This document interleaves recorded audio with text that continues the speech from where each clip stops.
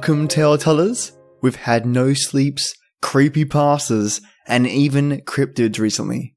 Today, we're going back to our classics, A True Freaky Story by Employmentpages. Before I dive into this lucky, not so lucky story, remember, if you like this episode, let me know. It takes 2 seconds to click that like button, and not only does it put a bounce in my step, but it helps others know about this channel so they can put a bounce in my step. And before you know it, I'm bouncing all over the place. To those who constantly keep me bouncing already, thank you. And to you tale-tellers, you are all just fantastic.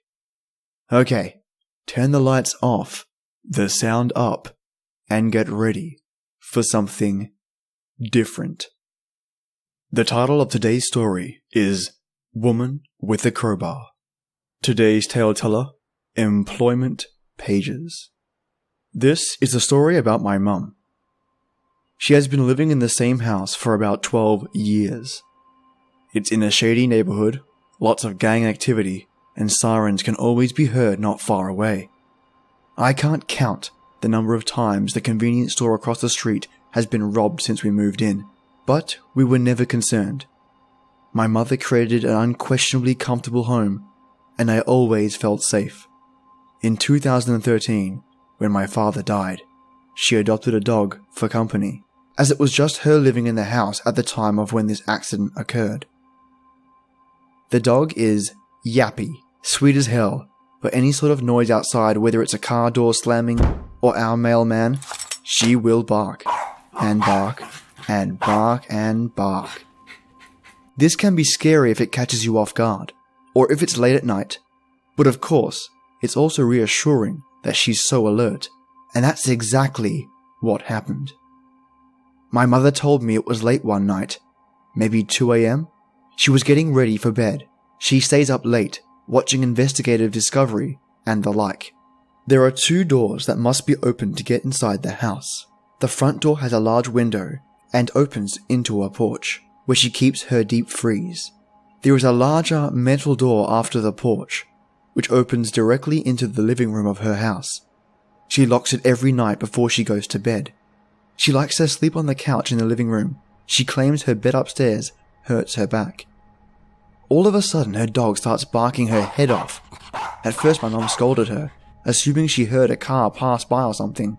But then, my mum heard it too. Someone was knocking on the front door. The doors had muffled the sound of the knock. My mum sat there, silently contemplating what to do, and hoping whoever it was would just go away. But it persisted, as her dog did. Now, my mum wasn't born yesterday. She's a tough old bird and won't take anyone's shit. She opened the metal door and went to the window, lifting the blinds. She saw a disheveled girl standing on the front step. My mum thought she was perhaps drunk, and she was unsteady on her feet and slurred when she spoke. My mum asked her what she wanted. "Is Danielle here?" the woman asked. "No, there is no one here by that name," my mum responded politely as she dropped the blinds and was about to go back into the house. The woman pounded on the door this time, with force. Lots of force, in fact. My mum thought she was kicking it in. "Let me in," she screamed. At this point, my mum is irked. She goes back to the front door, lifts the blinds again, and adamantly tells this woman to fuck off, that there is no one there named Danielle. This woman finally left, but it wasn't until the next day that my mum realized the trouble she could have been in if she'd opened the door. Her front yard is surrounded by a short metal fence, about waist high. She gives us hell any time we forget to close the gate, and when she was retrieving the morning paper, she noticed this woman had left the gate open. Annoyed again, she put on her slippers to go outside to close it. That's when she saw it. Laying on the grass beside our walkway was a crowbar. My mum then understood what force was used to pound on our front door. She had no idea the woman had been holding it. The window itself can see a person on the other side, from about the chest up, and it had been dark. Who knows what could have happened if my mother decided to open the door? Holy shit! Your mother dodged a bullet. In fact, she dodged a crowbar. Luckily, her intuition paid off and she didn't go outside.